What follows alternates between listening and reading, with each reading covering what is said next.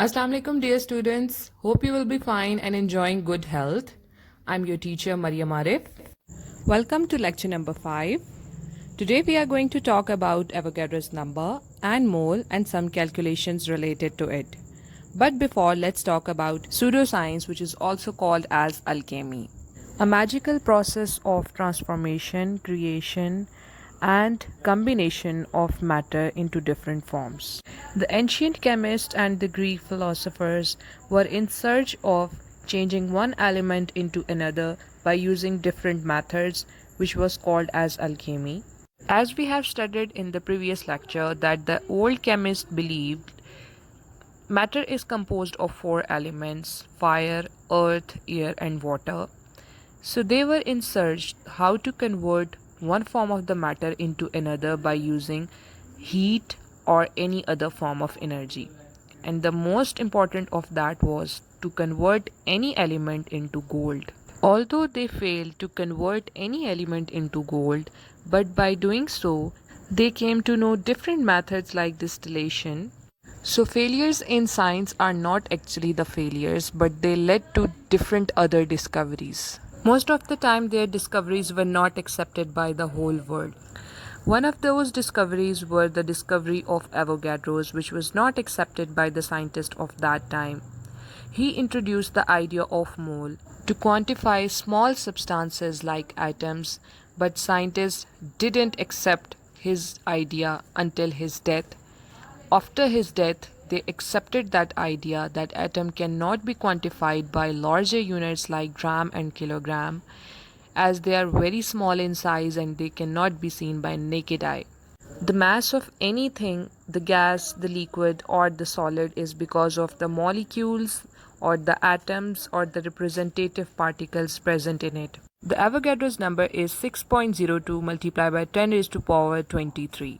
Which means that 1 mole of anything contains 6.022 multiplied by 10 raised to power 23 atoms. For example, if we want to take 1 mole of water, that 1 mole of water will have 6.022 multiplied by 10 raised to power 23 molecules of water in it.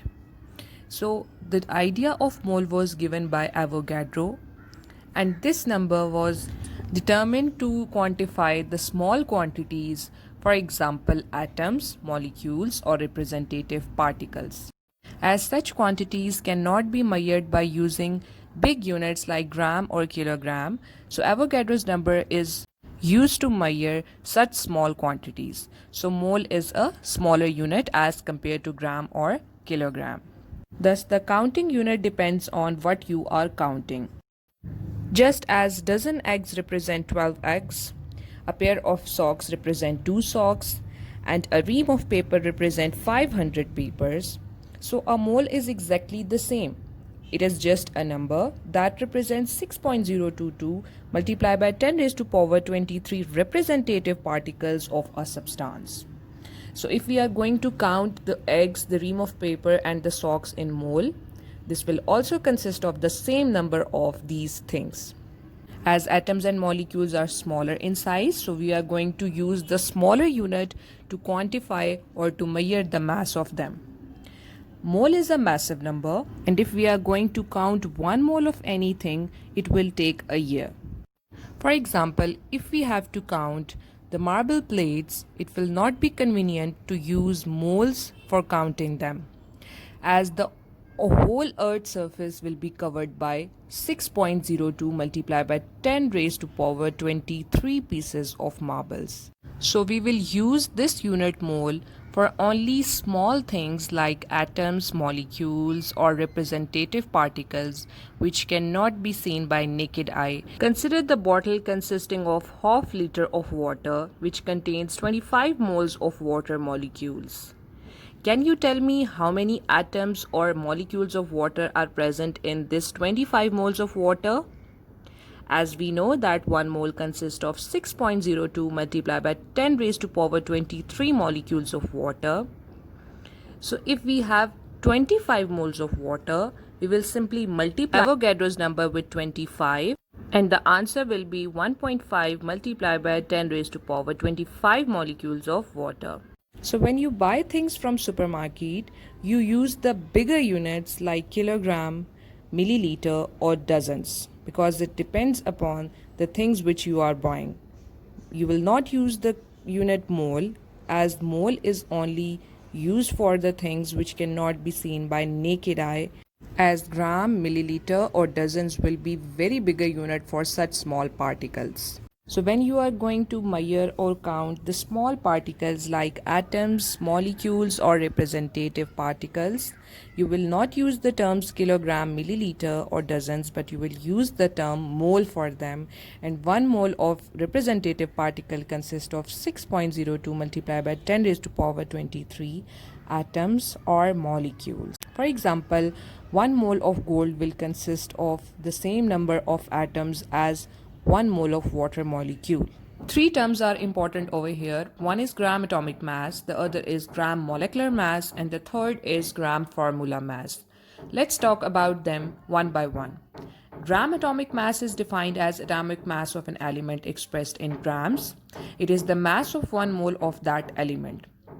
For example, when we will talk about the element only, we will talk about gram atomic mass. You can see different elements over here, their atomic masses. These atomic masses are expressed in AMU, atomic mass units, which is the small unit used to express the small particles like atoms of an element. As we don't use the method or equipment to measure that much small unit, which is atomic mass unit, so we are going to convert atomic mass unit into gram atomic mass, and we will simply use the unit gram over here. As we know that element carbon has the atomic mass 12, we are going to convert it into grams, so it will become 12 grams, and 1 mole of carbon will have 12 grams atomic mass.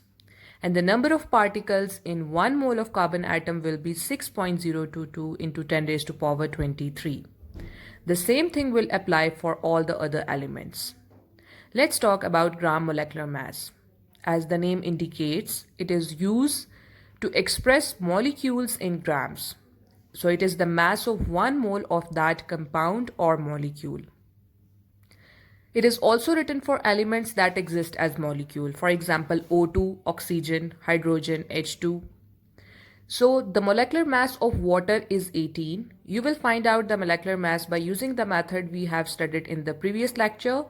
We are going to convert this mass into grams. So 1 mole of water molecule will have 18 gram molecular mass, and the number of particle will be same because number of mole is 1. 1 mole of water will have 6.02 into 10 raised to power 23 particles. Same is the case with the other molecules given over here, which is carbon dioxide, glucose and sucrose. Keep this thing in your mind that the molecular mass will be used for the molecules having covalent bond between their elements. Let's talk about gram formula mass. Formula mass of an ionic compound expressed in gram is called as gram formula mass, and it is the mass of 1 mole of that ionic compound.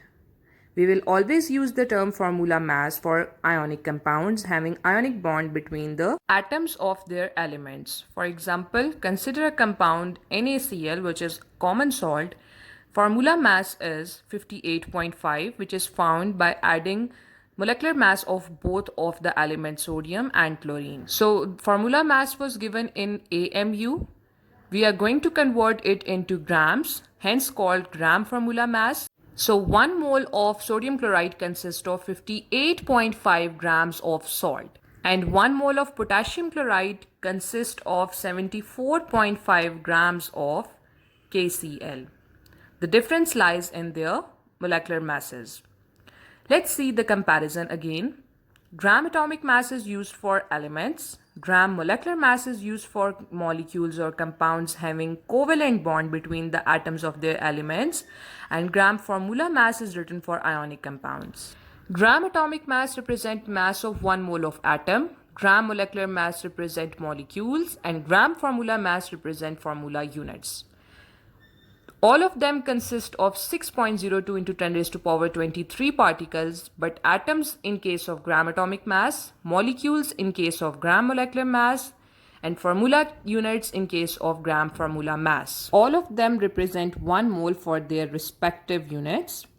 Therefore, mole can now be defined as atomic mass, molecular mass, or formula mass of a substance expressed in grams. Although the number of particles will be same for all of them, as all of them represent 1 mole, but the terms used for all of them will be different according to the species we have. For example, if we have 1 mole of either atoms, molecules, or particles, the number in that 1 mole will be same, which is Avogadro's number. If it is 3 mole, we will simply multiply the Avogadro's number with 3. And if it is 8 mole, we will simply multiply Avogadro's number with 8. So 1 mole is same for 3 quantities, which is atom, molecule, or particle. For example, when we talk about a single element, let's say gold, we will talk about atoms, and we will say that 1 mole of pure gold consists of 6.02 into 10 raised to power 23 gold atoms. And when we talk about the water, as water exists as a water molecule, so we will say that 1 mole of water molecule consists of 6.02 into 10 raised to power 23 molecules of water. So we will use the term gram atomic mass, gram molecular mass, or gram formula mass according to the substance we have. Let's take another example. Compare the two substances. One is the hydrogen atom and the other is a compound which is copper sulfate. Now you can see over here that for 1 mole of hydrogen we have Avogadro's number of atoms, and for 1 mole of copper sulfate, which is a molecule, we will have Avogadro's number of molecules, not atoms. So 1 mole is Avogadro's number of atoms, molecules, or particles. The scientific definition of mole is the amount of substance that contains the same number of atoms or molecules or particle as there are atoms in 12 grams of C12. Why we are taking C12 over here?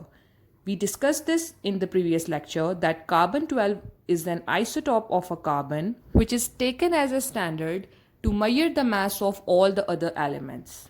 As it is taken as standard, so we will see what is the number of atom present in 1 mole of C12. We know that 1 mole of C12 consists of 6.02 into 10 raised to power 23 atoms. So 1 mole of all the other elements or substances will have the same number of atoms, particles, or molecules. Now you may understand the definition very well. Amount of substance that contains the same number of atoms, molecules, or particles as there are atoms in 12 grams of C12. So number of particles in 1 mole is equal to number of atoms in 1 mole of C12, as we are taking C12 as a standard. So to find out number of particles in any other substance, we are taking C12 as a standard. So now let's take the standard C12 for both the atoms and the molecules. In case of pure gold, atoms in 1 mole of gold will be equal to atoms in 12 grams of C12, which is 6.02 into 10 raised to power 23 atoms for both. And when we talk about the pure water, molecules in 1 mole of water will be equal to atoms in 12 grams of C12, which is 6.02 into 10 raised to power 23. Note down this definition on your registers neatly. Read it again and again to understand the concept of Avogadro's number given by the scientist Lorenzo Romano Amedeo Carlo Avogadro. The name of scientist is also large as the number given by that scientist. We are just going to say Avogadro's number 6.02 into 10 raised to power 23. So the pair is for 2, dozen is for 12, Avogadro's number is for 6.02 into 10 raised to power 23 particles.